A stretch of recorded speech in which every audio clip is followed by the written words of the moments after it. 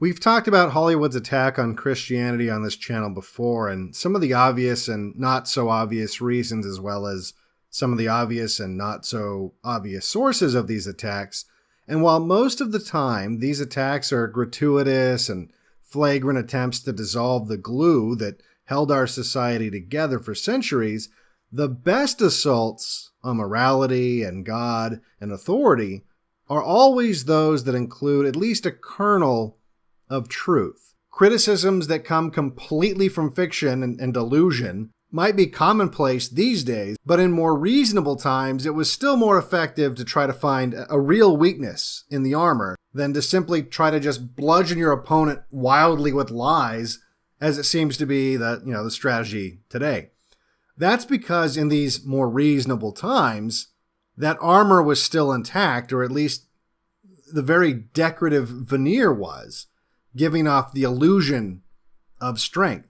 It was still commonly believed by the majority of Americans that America was Christian, and that the one nation under God line in the Pledge of Allegiance was talking about the Christian God. And although Christians were quick to defensively say, no, it could be any God, to avoid any church and state legal entanglements, everyone quietly knew who that God was. Christianity was as American as apple pie, as American as McDonald's, as American as the sprawling suburban shopping centers and malls that sprung up all over the country in the 80s and 90s. So it's no wonder that America was the birthplace of fast food Christianity. Throughout the 80s and 90s, America saw the rise of Christianity being packaged and marketed and sold like any other product. This wasn't your grandparents' Jesus. This was name brand Jesus. This was the low-calorie, fat-free diet Jesus you could pick up on your way to work, along with your Starbucks mocha frappuccino after your yoga class. This Jesus had sleek logos and modern buildings that resembled offices where they worked and the stores where they shopped, and it made them feel more comfortable, more at ease. And these churches were led by charismatic leaders who were more like cool tech CEOs than they were stuffy old men of God. It was the unholy union of capitalism and Christianity. An entire industry was born. There was Christian rock, Christian rap. There was even Christian death metal, Christian romance novels, Christian movies. All you had to do was throw in a mention of Jesus and say amen at the end, and consumers would line up to buy it. But just like when a name brand that's built up its reputation for years and has become a respectable household name, when one of these big name brands, they find themselves in financial trouble because of mismanagement or greed, and I'm sure everyone listening has seen this happen to name brands in the past, you buy the product thinking this is that company that I know I can trust. And then you discover that the brand that you thought you knew and loved is now crap. You do a little bit of research and you find out that they're just licensing out their name to this cheap Chinese crap because they know they can trick people like you who just trust the name into buying their crap. And this was always the last gasp of a dying brand, because you can only trick people once. And that's exactly what was happening to Christianity in America around the turn of the century. This cheap plastic version of Christianity was mass-produced and then sold to unsuspecting customers so that some cynical capitalists could cash in on a failing institution on its way down. And the worst part is about this, these brands didn't have to fail. They didn't have to become synonymous with cheap garbage. It was simply the path of least resistance for the people at the top who didn't care about what their actions did to the reputation or the future of the brand as long as they could make some money on the way down now. This is the type of Christianity that became that weak link in the armor and the angle of attack for the writer and director, Brian Danley. Brian was a troubled child who was thrown out of Catholic school at an early age for, believe it or not, physically assaulting a nun. And for some reason, Danley's parents sent him to a Jewish summer camp. And then, wouldn't you know it, shortly after, Danley came out as gay. As a result, Danley's contempt for Christianity and its stance on the sin of homosexuality would factor heavily into his 2004 film, Saved. A film that expertly points out the hypocrisy of the consumer Christian culture, but then inserts its own subversive messages in an attempt to undermine Christianity as a whole. Saved begins with actress Jenna Malone, who plays the protagonist Mary Cummings. Yes, the wizardry has already begun and the movie hasn't even started yet. She's narrating a brief summary of her backstory. She snarkily suggests that her entire childhood was a lie because Christianity was thrust upon her before she was old enough to comprehend it, promoting this idea that has become very popular in recent decades that children shouldn't be forced into the family traditions and religions. They should be given the opportunity to choose for themselves. And as we have seen in more recent years, this liberal idea has been rapidly sliding down the slippery slope that has now led parents to saying, children shouldn't be forced into their biological gender, but given the opportunity to choose for themselves. Is it really that crazy to think that parents in the future might decide that simply by communicating to their children in English is imposing language on them and they should be allowed to develop whatever means of communication they choose for themselves when they're old enough to decide? Mary tells the audience that her father died and that she's now being raised by a single mother. This shouldn't be surprising because this is also an ongoing theme in about 100% of Hollywood films in this era. Especially important in a film, though, that you want to undermine God in. Because, of course, the father figure is the representative of God in the household. So if you want a film where you're promoting the idea that God is dead, it's not exactly that clever to have the protagonist's father dead and out of the way before you get started so you can make quick work of God himself. And that's what this film will attempt to do symbolically for the audience. Ridicule God for the entire duration of the film and then publicly execute him. We now come to present day and we see Mary with her friend Hillary, played by Mandy Moore. The visual here is easy to comprehend. Mary is now creating this image of Jesus to make up for the loss of her father. Still narrating, she talks about how Jesus is the center of her life and how she is a model Christian. She's a member of a Christian band. And of course, she protests outside of Planned Parenthood. We begin to see more commercial aspects of the consumer Christianity culture that she's part of. Her mother wins an award for Best Christian Interior Decorator at a Consumer Christian Award show. Mary goes to consumer Christian raves with her consumer Christian boyfriend, and she goes to a sleek and modern consumer Christian school. But then, everything changes. Everything changes right after her boyfriend tells her that he's gay. She then hits her head in the swimming pool and has a vision of Jesus telling her she needs to help her boyfriend not be gay. Now, this implies, of course, that the only people who think Jesus talks to them are suffering from head injuries, and that only a mind suffering from brain damage, mild though it might be, would seek to change someone from being gay. Next, at the gun range, because the audience, of course, needs to associate guns with scary Christian extremists, Mary's friend mentions a ridiculous fad that was popular at the time among consumer Christians called born-again virgins. The concept was that by prayer and donations to your local consumer Christian franchise, you could become a virgin again. And really, it's this kind of thing right here that was promoted by these vapid consumer Christians that really made ridiculing Christianity so easy. Whenever I encountered one of these types of Christians, I was reminded of, it's like a well-meaning saboteur.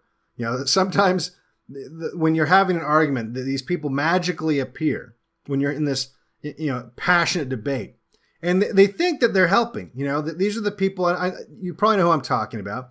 They're people that are, they're on your side, quote unquote. But they're so terrible and misinformed with their arguments. They're so bad at making the case because they themselves, they're on your side, but not because of any well thought out reason. They're just on your side. They're just automatons. NPCs they're on your side of the argument. So when they attempt to help you in one of these debates, they come across as so bad, it makes you look bad. I mean, they're essentially a walking, talking straw man.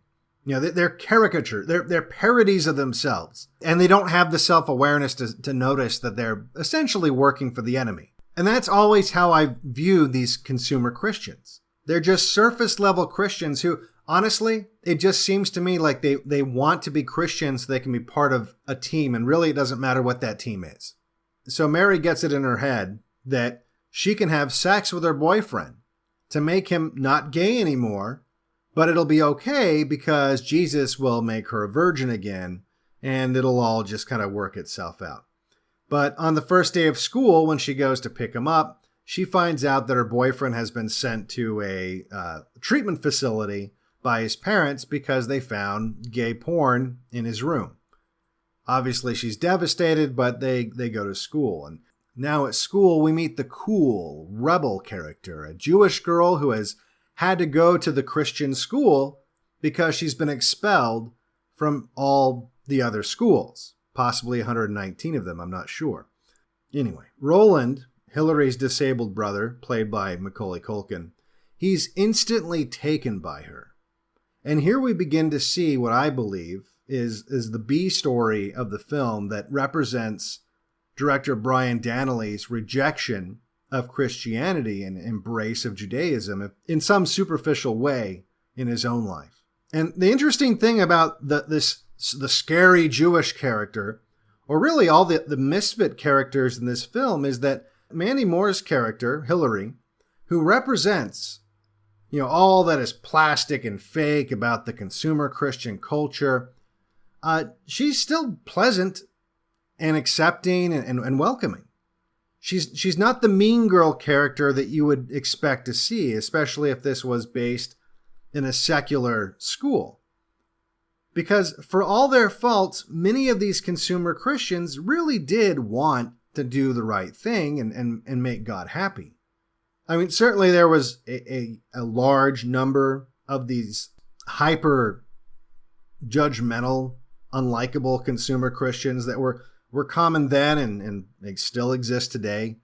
But that would defeat the whole point of this movie. You know, it would be easy to undermine that. If you want to undermine God, you can't just go after the obvious bad apples. You need to show that even those who are trying their best to be welcoming and inclusive and are good and nice and pleasant to be around, even these people, they are worthy of ridicule too and should be targeted. So Mandy Moore's character throughout the film, she's always trying to save the Jewish girl. She's never mean or nasty about it, or at least not until she's been, you know, pushed over the edge and is responding to a mountain of bad behavior from the Jewish girl. And she's just completely, you know, run out of patience. But for the first half of the film, she's always trying to help and befriend the rebel Jewish, you know, Cassandra Edelstein, played by Eva Amari, who returns the favor by constantly mocking Hillary's faith, swearing allegiance to Satan just to like shock and humiliate her, when the entire time Hillary is just trying to be her friend, legitimately, genuinely trying to be her friend. And as I said, Hillary, for the alpha girl at the school, she's extremely pleasant when compared to a secular character. She doesn't treat her disabled brother differently and takes time to wheel him around and drive him around in a big van. She's nice to the other kids at the school that have disabilities, and she's not ashamed to be seen interacting with them. She's, you know, certainly controlling and has those alpha girl traits that make her obnoxious, but unlike the Jewish girl that she's trying to save, she means well. But somehow, through the wizardry of movie magic, the audience is still left with the sense that this girl, who has been welcomed into the Christian school after being kicked out of every other school, is the cool one. This girl, who repays the hospitality by attempting to sabotage and destroy the society that has taken her in, she's the cool one. The next character we meet is the son of Pastor Skip. Pastor Skip is the hip, cool tech CEO-like pastor that all the kids like. His son is a cool Christian skater, and Mary instantly likes him. So we follow these characters through school. Cassandra, the Jewish student, tempts Roland with cigarettes and flirts with him and begins to lead him away. From the first time that they meet, her entire goal in interacting with him is to lead him away from the church. She mocks the school sermon and pretends to speak in tongues and starts ripping her clothes off while yelling sexually explicit words while the Christian students are trying to worship their God. She shows up drunk and obnoxious, but the Christian students make sure that she gets home safely. She sexually harasses Hillary in gym class. All with comedic timing, of course. Lighten up, Christians. Don't you want to be like the cool Satanist Jew? I've decided to devote my life to Satan instead. We soon discover that Mary is actually pregnant from having sex with her gay boyfriend earlier in the film, and now this creates a crisis of faith. Now, I find it interesting that the filmmakers chose to use something like this as the catalyst for destroying her faith. Mary was completely unshaken by the loss of her father. If anything, that strengthened her faith in God. But now that she's pregnant because of actions that she chose to do, even if, she delusionally thought that those actions were inspired by God, her decision to have unprotected sex and the obvious possible consequence of that action is what causes her to lose all faith in God. But it also gives the filmmakers an opportunity to show this girl who was just moments ago, earlier in the film, protesting outside of a Planned Parenthood, that despicable Christian behavior. Now she's having to crawl back with her head down low in need of their very necessary services. But she doesn't get an abortion. But she does abruptly reject God. Just moments ago, earlier in the film, she's talking about how God was literally the center of her life, and she throws it all away in an instant. She also rejects her Christian friends because she's angry that they're praying for her gay boyfriend. And as we've seen in other movies I've reviewed, especially from this era, her boomer single mom is completely oblivious to everything and is just self-involved with her own social life and career aspirations. And the reason there's so many movies like that is this was the norm for children of boomers, especially single mother boomers. Their children were forced to navigate the minefields of this civilization that was just starting to unravel without any help from their parents, whose generation was the one responsible for planting the mines in the minefield. So without any guidance from a god or a father or a mother, Mary experiments with kooky New Age religions and tries to replace the God that she rejected. She also begins to kind of start to date Patrick, the cool pastor's son, but keeps her pregnancy a secret. Eventually, though, she does confide in the only person who will understand, the Jewish girl who regularly praises Satan. Now, it might be surprising to some of you that she just doesn't go and get an abortion at this point in the movie. But you have to remember that Mary getting an abortion in 2004 would have instantly turned off the target audience. The white middle-class suburban Christians who this whole movie was made for, they would have just shut down immediately and discarded all the rest of the carefully crafted messages the movie was communicating. So instead, they decided to not get an abortion, but just conceal her pregnancy. So now Mary hangs out with the Jewish girl and Macaulay Culkin, who has also lost his faith completely and spends all his time drinking, smoking, and making out with the Jewish girl. There's a montage, time passes. The movie then takes it up a notch and decides to question openly the divinity of Christ and suggests, as the Talmud teaches, that Mary got pregnant and just made the whole story up. Don't you ever wonder if she made the whole thing up? I mean, you have to admit, it's a good one. It's not like anyone could use virgin birth as an excuse again. And you understand, the filmmakers didn't fear retribution from Christians at all. If they'd made a movie where they said something like that about Muhammad, they'd be worried about the studio getting bombed. They'd never be able to make it. They don't have to worry about that with Christians. Christians aren't going to do anything. They know it's just a veneer. It's a paper tiger. Christians are no longer dangerous. And their blade, having found the weak spot, was beneath the armor, so they might as well just start twisting. We find out the cool pastor is, of course, he's a big hypocrite, and he's banging Mary's mom. And then there's the scene where Mary's having sexual fantasies about Patrick while he's dressed up as Jesus. She falls further and further away from God, but this is all framed as like a fun, happy, good thing. This group of misfits, they dig up old pictures of Hillary from when she was younger and not pretty and humiliate her by passing them out to the whole school. The protagonists, the people that the audience is supposed to be sympathetic to, are the bullies. They're literally the bad guys. They are the spiteful mutants seeking to undermine the society out of displeasure with their own shortcomings, their own decisions, their own godlessness. So eventually the Christian girl Hillary, she does snap, and she frames the misfits for vandalizing the school. And as a result, word gets out that Mary is pregnant. And but Patrick, he tells her, that's fine. He's more than willing to be a cuck, and in fact, he'll take her to the prom. So at the end of the movie, the writers kind of get lazy, and I've seen this a bunch of times in teen movies. You get to the prom scene, and they just got to hurry up and wrap everything up.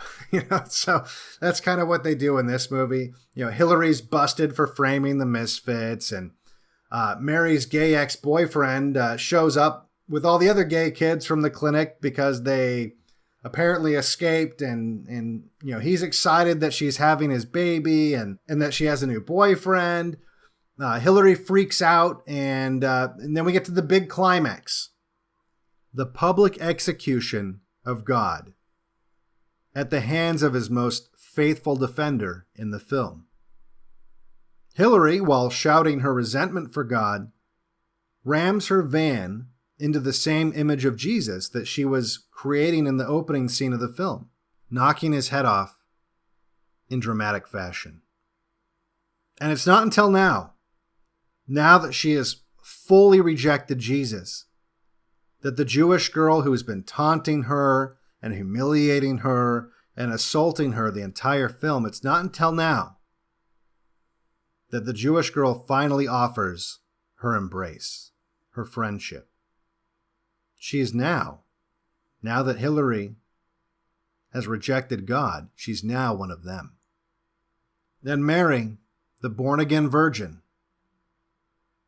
goes into labor, and her baby is born. Born to this group of misfits. The pesky Christian God is dead, and everyone is happy and hopeful for the future. For BlackPilled, I'm Devin Stack. If you like my videos, make sure you like and subscribe. Make sure you share. If you want to support my work, you can do so at patreon.com/BlackPilled or subscribestar.com/BlackPilled, or send crypto to one of the addresses below, or grab a copy of my book. Link is in the description.